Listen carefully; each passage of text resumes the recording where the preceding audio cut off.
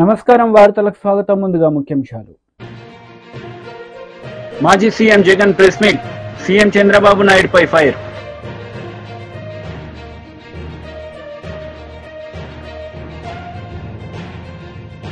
కాంగ్రెస్ నేతలు press meet, పలు అంశాలపై వివరణ. మాజీ సీఎం జగన్మోహన్ రెడ్డి మీడియా సమావేశం నిర్వహించారు. ఈ సందర్భంగా చంద్రబాబు నాయుడుపై ఆయన మండిపడ్డారు. స్పాట్లోకి వెళ్ళాడు. అంబులెన్స్లు అప్పటికే ముమ్మరంగా మోహరించేసాయి. గవర్నమెంట్ అంబులెన్స్ అన్నీ కూడా తీసుకొచ్చాయి. ప్రతి బాధితునికి కూడా తోడుగా ఉండే కార్యక్రమం జరిగింది. 6 గంటల కల్లా వైఎస్ఆర్ కాంగ్రెస్ పార్టీకి సంబంధించిన సీనియర్ నాయకులందరూ కూడా స్పాట్ మీదకి వెళ్ళారు. తోడుగా ఉండే కార్యక్రమం చేశారు. అదే రోజు 11 గంటల కల్లా, మధ్యాహ్నం కూడా కాదు, మధ్యాహ్నం కాకమునిపే 11 గంటల కల్లా ఏకంగా ముఖ్యమంత్రి అంటే నేనే ఏకంగా స్పాట్లోకి నేనే రావడం జరిగింది. స్పందించిన తీరు గమనించమని అడుగుతా ఉన్నా.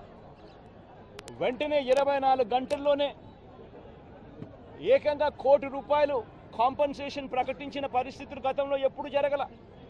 ఇట్లాంటి ఘటనలు జరిగినప్పుడు గవర్నమెంట్ ఎప్పుడూ కూడా రెస్పాన్సిబిలిటీ తీసుకొని, గవర్నమెంట్ ఎప్పుడూ కూడా బాధితుల పట్ల సానుభూతితో ఎప్పుడూ వ్యవహరించలా. ఇంతగా వ్యవహరించిన పరిస్థితులు ఎప్పుడూ లేవు.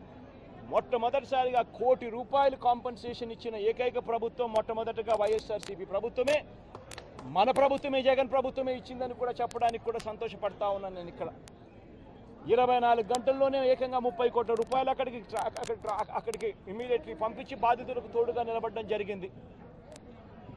ఎవరైతే దెబ్బలు తగిలాయో, ఎవరైతే ఉన్నారో వాళ్ళని వెంటనే హాస్పిటల్లోకి చేర్పించడం, 3 రోజులు హాస్పిటల్లో ఉంటే ₹10 లక్షల మేర కాంపన్సేషన్ ఇవ్వడం, హాస్పిటల్లోకి పెరిగిన మైనర్ ఇంజనీర్స్కి కూడా వెంటనే ₹3 లక్షలు ఇవ్వడం, హాస్పిటల్లోకి ఎవరు వచ్చినా కూడా చిన్న గాయాలతో వచ్చిన వాళ్ళకు కూడా ₹25,000 మేరకు వాళ్ళకు కూడా కాంపన్సేషన్ ఇచ్చి పంపించడం.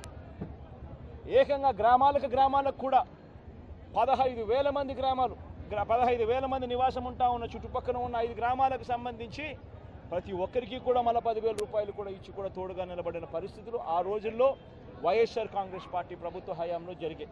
నేను ఇక్కడ ఎందుకు చెప్తా ఉన్నాను అంటే, మనిషి ఒక ప్రభుత్వం అధికారంలో ఉన్నప్పుడు స్పందించే తీరు ఎలా ఉంటుంది అన్నది చాలా ఇంపార్టెంట్. ఈ ఘటనలో చంద్రబాబు నాయుడు గారు ఇక్కడికి వచ్చినప్పుడు ఆయన ప్రెస్ మీట్ చూసి ఆశ్చర్యపోయా.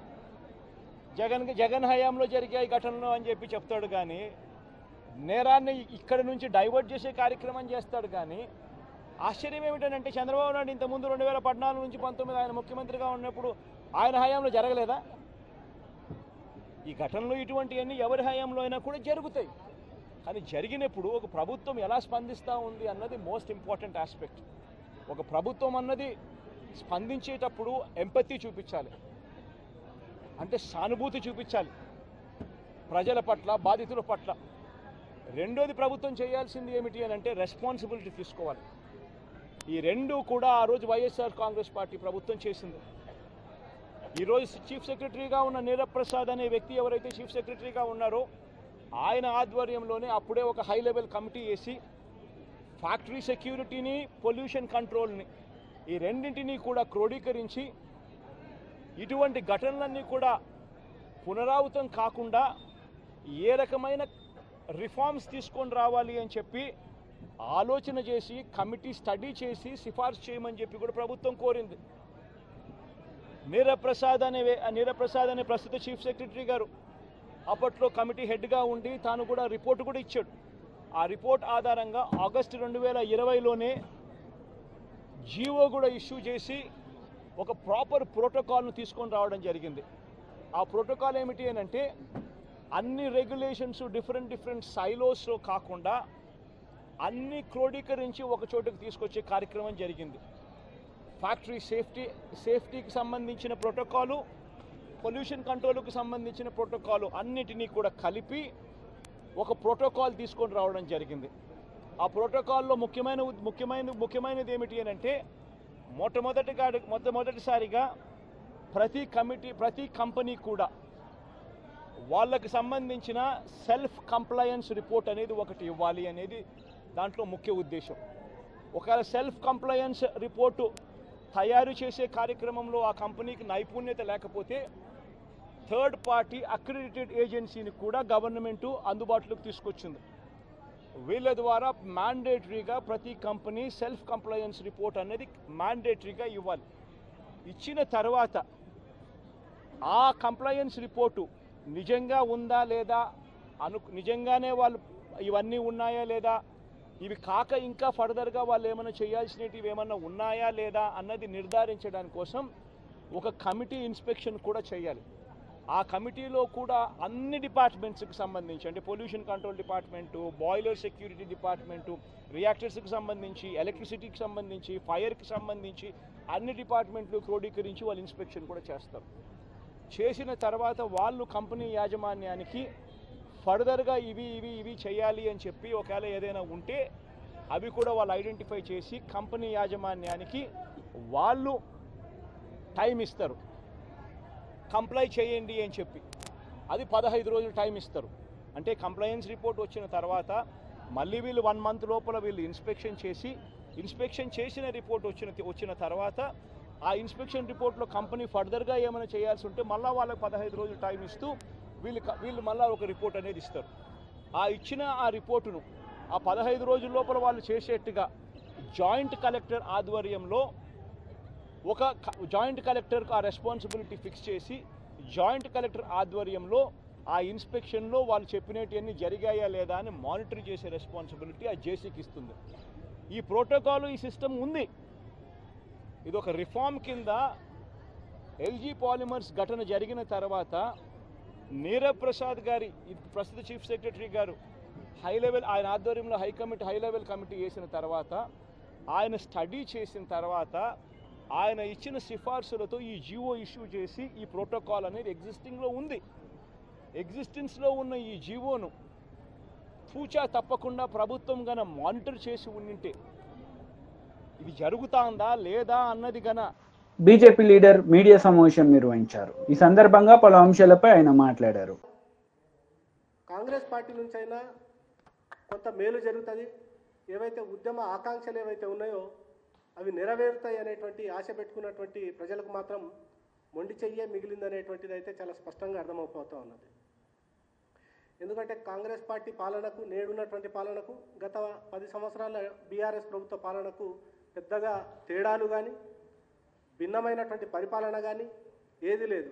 రోజువారీ కార్యకలాపాలు కానీ, పాలనా వ్యవహారాలు కానీ, మంత్రుల వ్యవహార శైలి కానీ, వాళ్ళ యొక్క ప్రకటనలు కానీ చూస్తూ ఉంటే టీఆర్ఎస్ ప్రభుత్వంలో ఉన్నటువంటి మంత్రుల వ్యవహార శైలికి, వాళ్ళ యొక్క పాలనా శైలికి ఇది ఏమాత్రం తీసికట్టుగా లేదనేటువంటిది అయితే చాలా స్పష్టంగా కనబడతా ఉన్నది.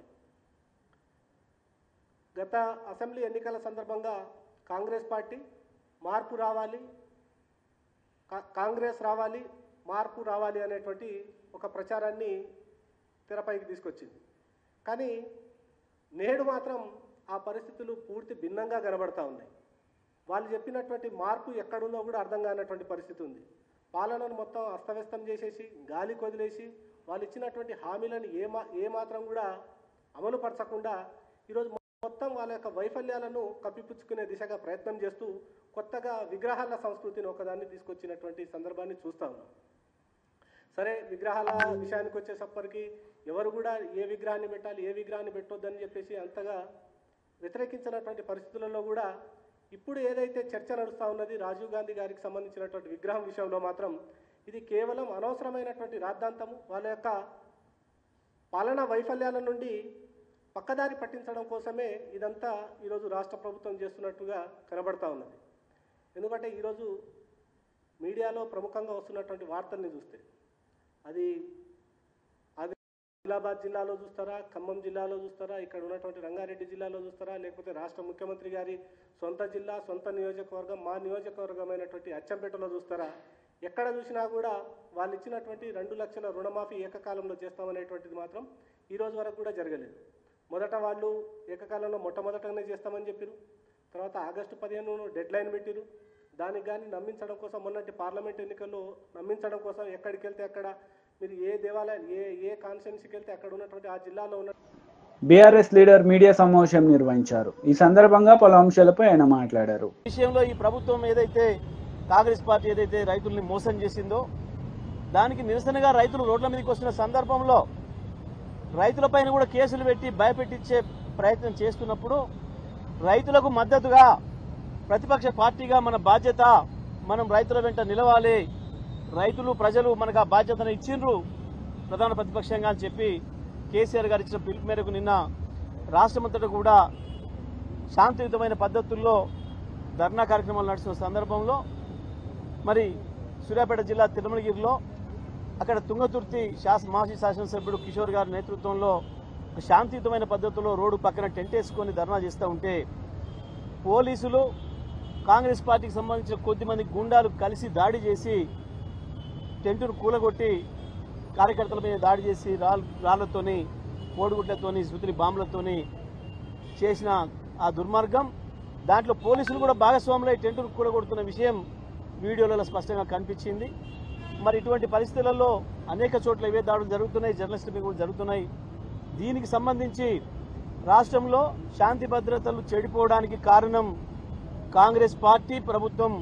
ఈ విషయంలో డీజీపీ గారికి విషయాన్ని వివరించి తగిన చర్యలు తీసుకోవాలని చెప్పి మా గౌరవ బీఆర్ఎస్ పార్టీ వర్కింగ్ ప్రెసిడెంట్ గారు కేటీఆర్ గారి మాజీ మంత్రి కేటీఆర్ మీడియా సమావేశం నిర్వహించారు. ఈ సందర్భంగా పలు అంశాలపై ఆయన మాట్లాడారు.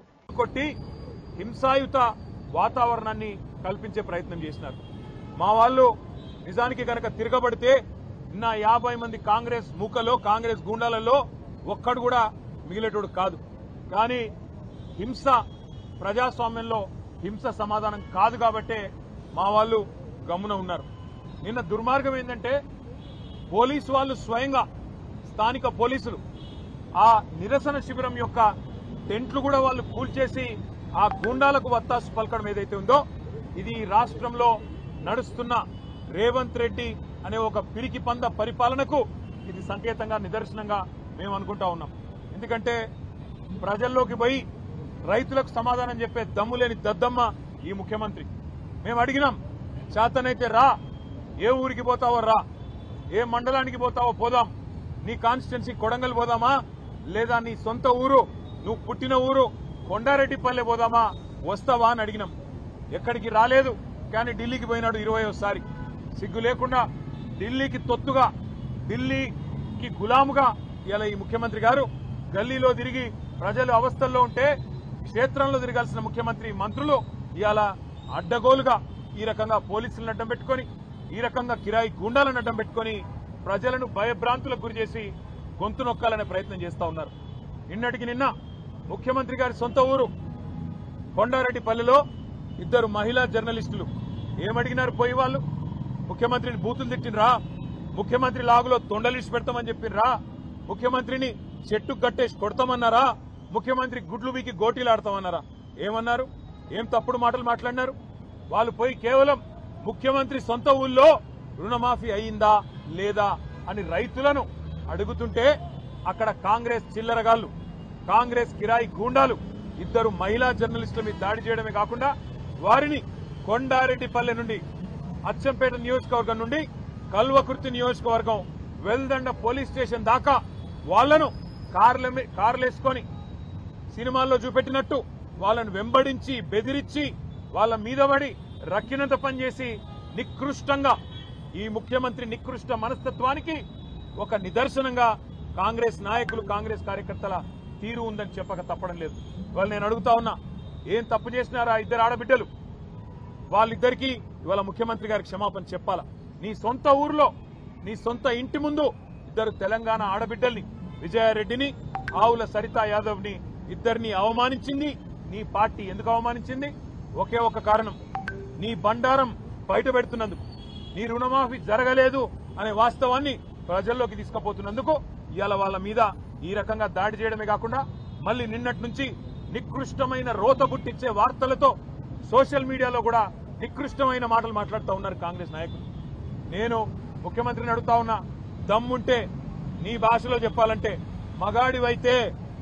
మగాడివైతే ఊళ్ళల్లోకి రా, సెక్యూరిటీ లేకుండా రా, పోలీస్ బలగాలను అడ్డం పెట్టుకొని కాదు, బ్యాంక్ అధికారులను అడ్డం పెట్టుకొని కాదు, వ్యవసాయ అధికారులు అడ్డం పెట్టుకుని కాదు, మేము కూడా వస్తాం, నువ్వు కూడా రా. ఏ ఊరికి పోతావో పోదాం. ఎక్కడ కూడా చారాన రుణమాఫీ కాలే, ఎక్కడ కూడా రుణమాఫీ అనేది పూర్తి కాలే. రైతులు ఇవాళ బగబగ మండుతా ఉన్నారు. ఎక్కడన్నా కాంగ్రెస్ ఊళ్ళలోకి వస్తే తరిమి కొట్టాలన్న ఆలోచనలో ఉన్నారు. అందుకే ముఖ్యమంత్రికి చెప్పేది, తప్పు పోలీసులది కాదు. పోలీసు వాళ్ళు ఏం చేస్తారు పాపం, ముఖ్యమంత్రి, మంత్రులు, అధికార గణం మీరేం చెప్తే అది చేయక తప్పదు. పోలీసు తప్పు కాదు, తప్పు ముఖ్యమంత్రిది, పరిపాలించే సత్తాలని సన్నాసు రేవంత్ రెడ్డిది అనే మాట నేను విజ్ఞప్తి చేస్తా ఉన్నా. నేను పోలీసులకు కాకపోతే విజ్ఞప్తి చేస్తా ఉన్నా, మీరు కూడా అత్యుత్సాహం ప్రదర్శిస్తే మంచిది కాదు. మా పిల్లలు ఎవరైనా ఒక సోషల్ మీడియాలో రుణమాఫీ జరగలేదు అని పోస్టు పెడితే పోలీసులు కాల్ చేస్తారు. అదేవిధంగా కరెంటు పోయింది అని పోస్టు పెడితే విద్యుత్ శాఖ అధికారులు ఫోన్ చేస్తారు. ఈ రకమైన అత్యుత్సాహం మంచిది కాదు. దయచేసి సంయమనం పాటించండి. అధికారం ఎవడు అబ్బసొత్తు కాదు. ప్రజాస్వామ్యంలో అధికారం మారుతూనే ఉంటది, వ్యవస్థ మాత్రం అట్లే ఉంటది. దయచేసి గౌరవ డీజీపీ గారికి మేము ఏదైతే విజ్ఞప్తి చేశామో. కాంగ్రెస్ నేతలు మీడియా సమావేశం నిర్వహించారు. ఈ సందర్భంగా పలు అంశాలపై వారు మాట్లాడారు. ప్రభుత్వంలో చిత్తశుద్ధితో ప్రభుత్వం వచ్చిన మొదట్లోనే 6 నెలల పూర్తి కాకముందే ఇచ్చిన మాట ప్రకారం 18,000 చేసి మిగతా 12-13,000 చేయటానికి సిద్ధంగా ఉంది. నిన్ననో మొన్ననో ఎక్కడో గత ముఖ్యమంత్రి గారు ఒక ధర్నాలో కూర్చొని మాట్లాడుతున్నారు, ఇంకొక మంత్రి గారు ఒక దేవాలయంలో పోయి మాట్లాడుతున్నారు. ఏం మాట్లాడుతున్నారా అంటే, మాజీ మంత్రివర్యులు మా కేబినెట్ గట్ట శృతి సన్నాయి లేదట. మా కేబినెట్కి ఏముందో మాకు తెలుసు. మా కేబినెట్ ఎంత స్వేచ్ఛమైన వాతావరణంలో ఉందో మాకు తెలుసు. మా కేబినెట్కి ఏ రకమైన పవర్స్ ఉన్నాయో మాకు తెలుసు. మీ సూచనలు ఇచ్చినందుకు థ్యాంక్స్. కానీ మీలాగా అబద్ధాలు చెప్పడం రాదు, మీలాగా గ్లోబల్ ప్రచారం చేయటం రాదు. నిజం మీరు అన్నదాన్ని నేను ఒకటి ఒప్పుకుంటున్నాను.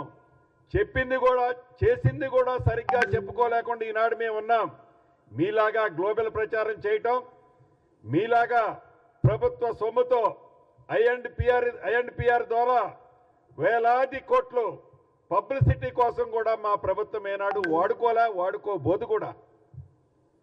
మీలాగా మాటలు చెప్పాం, చేతనైతే పనులు చేస్తాం, చేతనైతే చెప్పింది ప్రతిదీ చేస్తాం, చెయ్యకపోతే ధైర్యంగా ఇది చెయ్యలేకపోయామని చెప్తాం. ఉదాహరణకి యావత్తు తెలంగాణ రాష్ట్రంలో ఉండే మా రైతన్నలు 4 కోట్ల ప్రజలు ఒక్కసారి 1-2 విషయాలు మీరు గమనించాలి. మొదటిది, ఏదైతే అభయ హస్తం ద్వారా మీకు ఇచ్చిన హామీలలో మొదటి విడతగా 200 యూనిట్లు ఉచిత విద్యుత్ ఇచ్చాం. ఆర్టీసీలో మా సోదరీమణులకి ఉచిత బస్సు ప్రయాణంతో పాటు 200 యూనిట్ల వరకు ఉచిత కరెంట్ ఇచ్చాం. ఈ ఉచిత కరెంట్ ఇచ్చిన నాడు మొట్టమొదటిసారిగా ఈ రాష్ట్రంలో అర్హులైన వాళ్ళందరికీ ఇస్తామని చెప్పాం. కానీ ఆ రోజు అప్లికేషన్లు యాక్సెప్ట్ అయిన ఎంత అంటే సుమారు 42,42,000 మంది.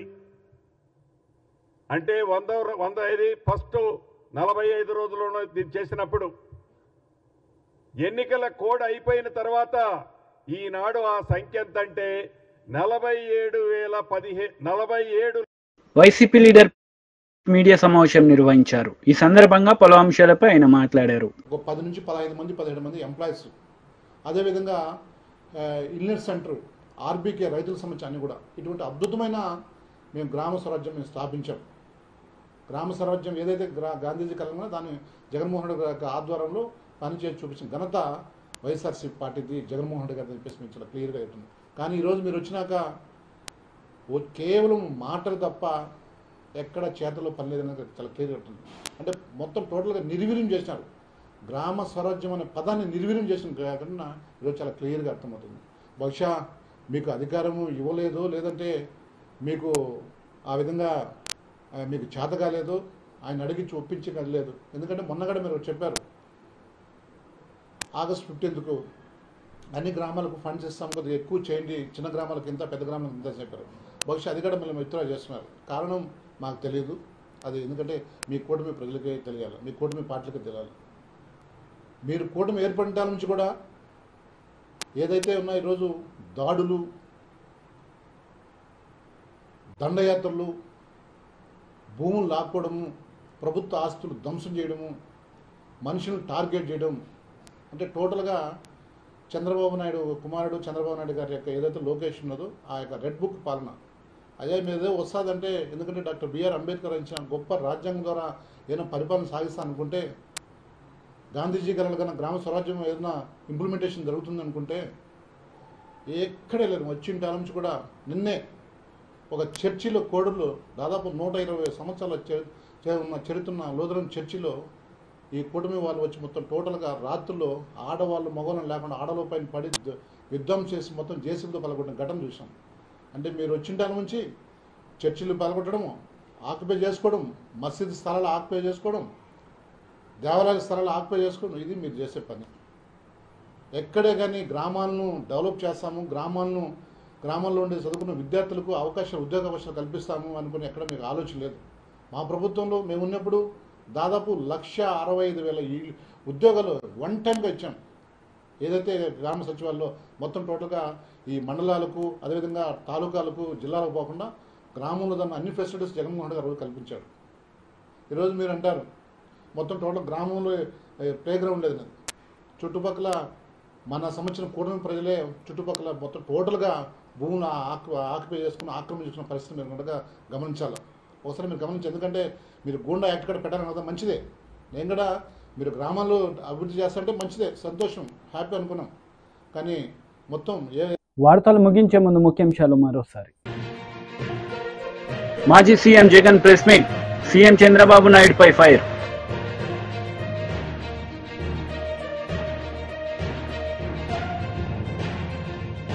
కాంగ్రెస్ నేతలు ప్రెస్ మీట్, పలు అంశాలపై వివరణ. ఈ వార్తలు ఇంతటితో సమాప్తం. తిరిగి ప్రసారమయ్యే వార్తల్లో మళ్ళీ కలుద్దాం. అంతవరకు సెలవు, నమస్తే.